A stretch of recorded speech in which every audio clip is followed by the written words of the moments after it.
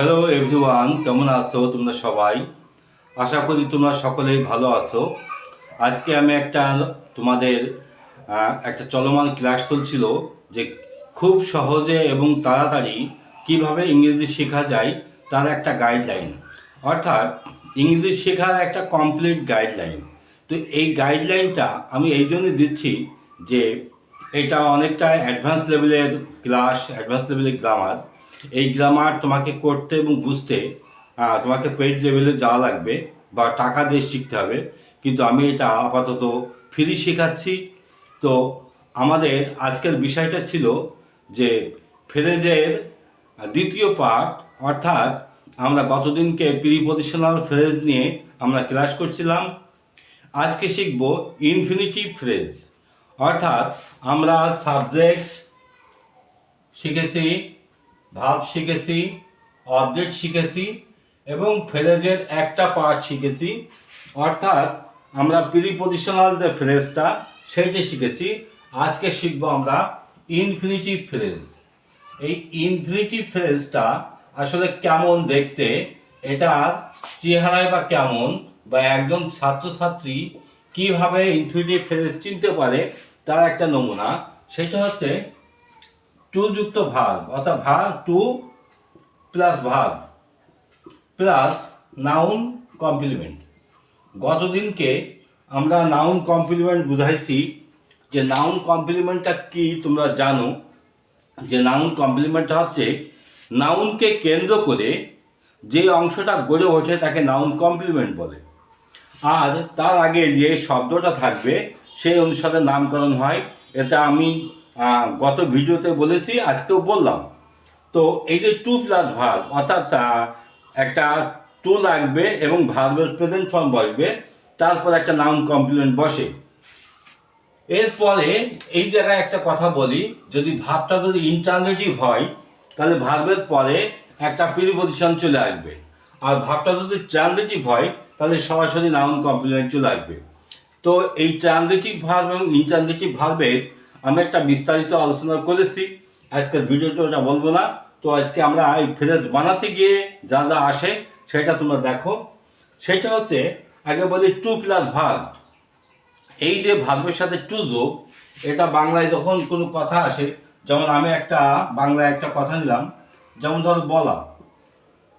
বলা কথাটা যদি বাংলায় বলতে যাই তাহলে কথাটা তখন উচ্চারণ হবে বলতে অথবা বলার জন্য। এই যে বলতে বা বলার জন্য আমি এখানে দুইটা ফর্ম যোগ করছি। একটা হচ্ছে ক্রিয়ার সাথে হয় তেকার যোগ হওয়া অথবা জন্য যোগ হওয়া। তার মানে এখানে যে ভাগগুলো ব্যবহার হবে এই ভাগগুলো সবই এখন অসমাপিকা ক্রিয়া। অসমাপিকা ক্রিয়ার যে গঠন প্রণালী আমি ভার্বের ক্লাসে ওটা দেখাইছি। সেটা হচ্ছে যে একটা ভার্ব সাধারণত দুই রকমের হয়, একটা সমাপিকা একটা অসমাপিকা। সাবজেক্টের পাশে যে ভার্বটা থাকে এটাকে বলা হচ্ছে সমাপিকা ক্রিয়া, এবং ওই বাক্যের মধ্যে আরো একাধিক ভাব থাকতে পারে, তখন আমরা ওই ভাবগুলোকে, এটা সমাপিকা না, তখন ওইটা হয়ে যায় অসমাপিকা ক্রিয়া। এই অসমাপিকা ক্রিয়া হয় তিন রকমের। একটা হচ্ছে টু যুক্ত ভাব, টু প্লাস ভাব, আর একটা হচ্ছে ভার্বের প্রেজেন্ট পার্টিসিপল, প্রেজেন্ট পার্টিসিপল, আর একটা হচ্ছে ভার্বের পাস্ট পার্টিসিপল, অর্থাৎ পাস্ট ফর্ম। এখানে আমরা তিনটে পাস্ট পার্টিসিপল, পুরোটা লিখলাম না। তো এই যে ভার্বের তিনটে রকম বা তিনটে চেহারায় আসছে, এটাকে বলা হচ্ছে অসমাপিকা ক্রিয়া বা নন ফিনাইট ভার্ব। এই সেই অসমাপিকা ক্রিয়াকে নিয়ে এই ফ্রেজটা আজকে গঠন হয়েছে, সেটাকে বলা হচ্ছে ইনফিনিটিভ ফ্রেজ। এই ইনফিনিটিভ ফ্রেজ তোমার যদি এখন এই ফ্রেজের গুণাবলী বলি, এমন কোনো পরীক্ষা নেই, এমন কোনো গ্যাপ পূরণ নেই, বা এমন কোনো কি বলি গ্রামার নেই, বা এমন কোনো লেখনী নেই যেখানে ইনফিনিটিভ ফ্রেজের ব্যবহারটা নেই। তার মানে ইনফিনিটিভ ফ্রেজ ব্যবহার না করলে কখনো বাক্যের পূর্ণাঙ্গতা আসে না। তাহলে এই যে আমি দুইটা ফর্ম যোগ করেছি, কোনো ক্রিয়া যদি হয়, তখন যদি শোনা হয় তাহলে হবে শুনতে বা শোনার জন্য। যদি ক্রিয়াটা লেখা হয়, সেই ক্রিয়াটা ইনফিনিটিভ ফ্রেজে গিয়ে সেটা উচ্চারণ হয়ে যাবে, বা সেটা বাংলায় যখন আসবে হয় শুনতে নয় শোনার জন্য। যদি জানা হয় তাহলে জানতে বা জানার জন্য। এই দুইটা কথা মনে রাখলে তুমি ইনফিনিটিভ ফ্রেজটা ব্যবহার করতে পারবে। এবার আমি টোটাল এই ফ্রেজের জগতে চলে যাই, তাহলে তুমি ভালো করে বুঝতে পারবে। এই যে ফর্মটা to plus verb plus noun complement, যেমন গল্প শোনা। তো যাই হোক, তো আমি তোমাকে এইভাবে বাক্যগুলো বানাও। আগে তোমাকে একটু বলি, যেমন ধরো কথাটা ভাবতে আমাকে সময় দিন। আমি একটা বাক্য লিখেছি, কথাটা ভাবতে আমাকে সময় দিন। তো দেখো এখানে লেট মি গিভ টাইম, আমাকে সময় দিন টু থিঙ্ক দ্য ওয়ার্ডস। এখানে তো দেখো এই টু থিঙ্ক দ্য ওয়ার্ডস, এইটাই হচ্ছে সেই ফ্রেজটা আমরা মূল বাক্যের সাথে যুক্ত করে দিয়েছি। পরের বাক্য লিখেছি যে ঝুঁকি নেওয়ার জন্য তোমার সাহস থাকা প্রয়োজন। আজ আমার কলমটা ভালো সার্ভিস দিচ্ছে না, কালিটা মনে হয় শুকিয়ে গেছে। যাই হোক, তো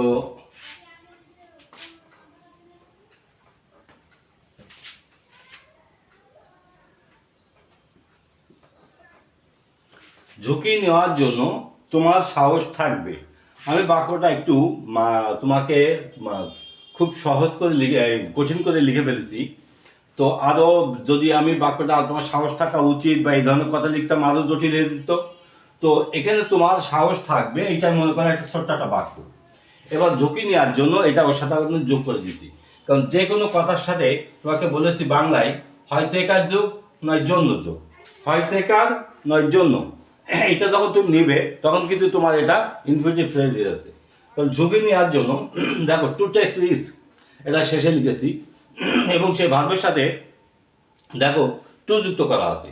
আর তোমার সাহস থাকবে, ইউ উইল হ্যাভ কারেজ, তোমার সাহস থাকবে। বাক্যটা ফিউচার পারফেক্ট টেন্সে পড়েছে, তাই আমি ফিউচার পারফেক্ট টেন্সে লিখেছি। পরের বাক্যে দেখো টিভি মেরামত করতে আমার অনেক টাকা প্রয়োজন। তো আমার অনেক টাকা প্রয়োজন, আই নিড মাস মানি, এটা কিন্তু মূল বাক্য। এর সাথে যোগ করা হয়েছে টিভি মেরামত করতে, টু রিপেয়ার দ্য টিভি। এখানে দিটা বসাইছে, আবার অনেকে আবার ভাবতে পারো যে দি এখানে কি জন্য লাগবে। তো দি এইটা, কারণ টিভিটা আমার নির্দিষ্ট হয়ে গেছে, সেজন্য এখানে দিটা বসলো।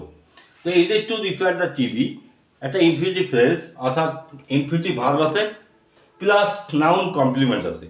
এই যে ইনফিনিটিভ ভার্ব এবং নাউন কমপ্লিমেন্ট, এটাই কিন্তু ইনফিনিটিভ ফ্রেজ। এটা আমি এই ভিডিওতে আগেই বলেছি যে ইনফিনিটিভ ফ্রেজের ব্যবহার নেই এমন কোনো জায়গা নেই। এইটা ছাড়া কখনো গ্রামার হয় না, এটা ছাড়া ইংরেজি শেখা যায় না। তো আমি এভাবে ছোট ছোট করে আগে বাক্য তৈরি করি।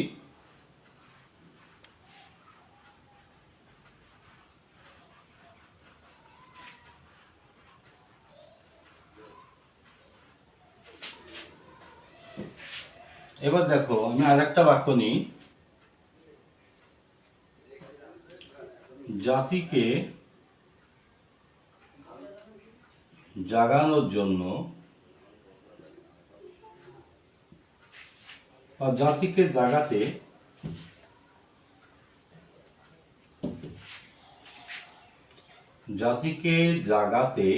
মূল ভাবটা নিয়েছি কিন্তু জাগানো, সেখানে আমরা জাগাতে দিয়েছি। অর্থাৎ ওই যে তেকার যোগ অথবা জন্য যোগ, হয় তেকার নয় জন্য, এর যে কোনো একটা ফর্ম এটা নিলে হবে। জাতিকে জাগাতে আমাদের শিক্ষা প্রয়োজন,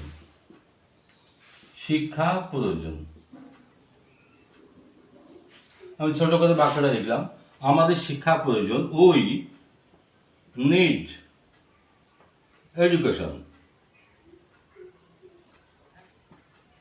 এবার জাতিকে জাগাতে আমি এখানে জাতিটা আগে লিখছি দি নেশন,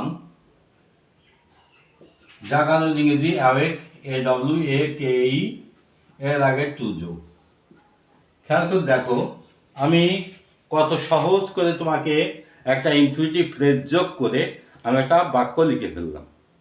তো এইভাবে তুমি যে কোনো বাক্য তুমি আগে তৈরি করো। যেমন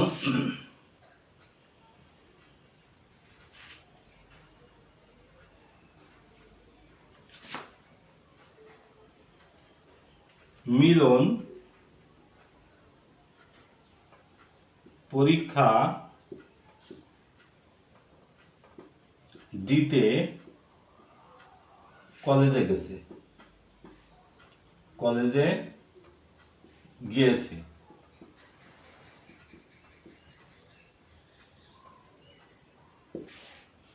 দেখো বাক্যটা প্রেজেন্ট পারফেক্ট টেন্স। মিলন কলেজে গেছে, has gone to college. Milan has gone to college. দেখো পরীক্ষা দিতে, টু অ্যাটেন্ড দি এক্সাম। দেখো গেঁদে ছোট্ট করে আমি বাক্যটা ওর সাথে জুড়ে দিছি। মিলন কলেজে গেছে পরীক্ষা দিতে, সে বাজারে গেছে কলম কিনতে। আমরা ঢাকায় গেছি মনে করো মোবাইল কিনতে। তো এইভাবে তুমি যে কোনো বাক্য, এই যে বললাম যে কোনো কথার সাথে একটা হচ্ছে তেকার যোগ আর একটা হচ্ছে জন্য যোগ। এই তেকার যোগে বা জন্য যোগে তুমি যে কোনো বাক্য তুমি তৈরি করতে পারো, যে কোনো বাক্য। যেমন বাড়ি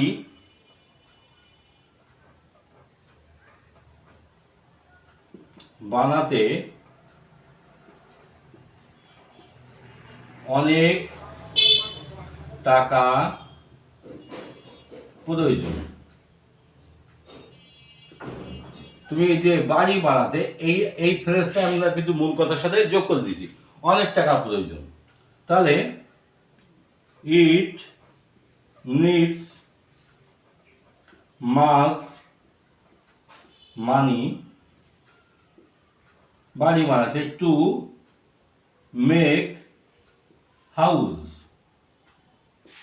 ছোট্ট করে আমি ফ্রেজটা ওর সাথে অ্যাড করে দিয়েছি। এইভাবে তুমি প্রত্যেকটা জায়গায় তুমি এইভাবে ফ্রেজ বানাতে বানাতে কোনো এক সময় তুমি ফ্রেজটা বানাতে শিখে যাবে। বা এইভাবে যদি তুমি না বানাও তাহলে কখনো তুমি গ্রামারটা ধরতে পারবে না। বিশেষ করে যখন আমরা রিডিং পড়ি তো ওর মধ্যে অনেক ইনফিনিটিভ ফ্রেজ থাকে, অনেক ইনফিনিটিভ ভাব থাকে। ওইগুলোর ব্যবহারটা, ওগুলো বাংলা অর্থ কি হয় এইগুলো কিন্তু আমরা বের করতে পারি না। যার কারণে কিন্তু বাক্যের বা একটা ইংরেজি কনটেক্সটের যথাযথ মিনিং যেটা বা যেটা অর্থ, সেই অর্থটা আমরা বের করতে পারি না শুধুমাত্র এই গ্রামারগুলো না জানার কারণে। যেমন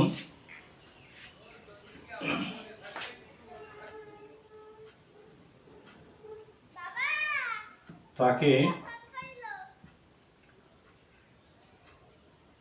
জানার জন্য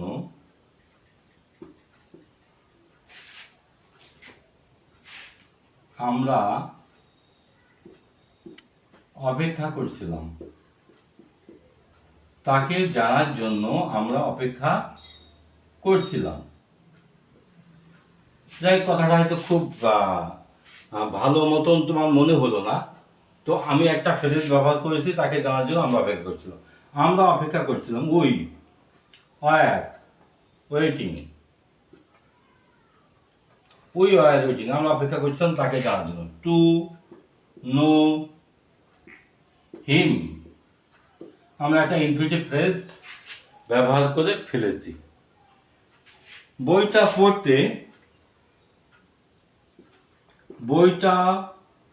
পড়তে আমার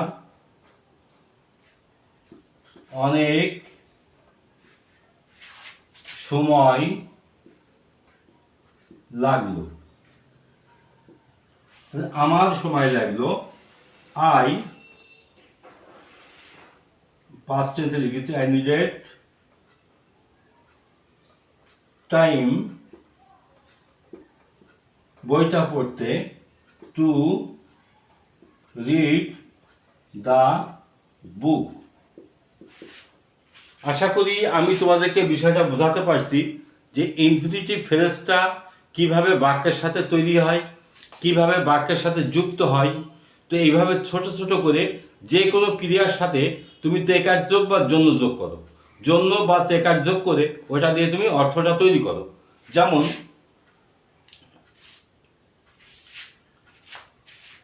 মাটি খুঁড়তে মাটি খোঁড়া হচ্ছে মূল শব্দ। আমি খোঁড়া হাজাতে মাটি খুঁড়তে আমার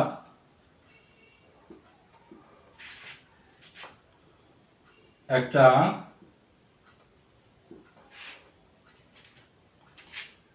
মনে করো যে একটা যন্ত্র দরকার দরকার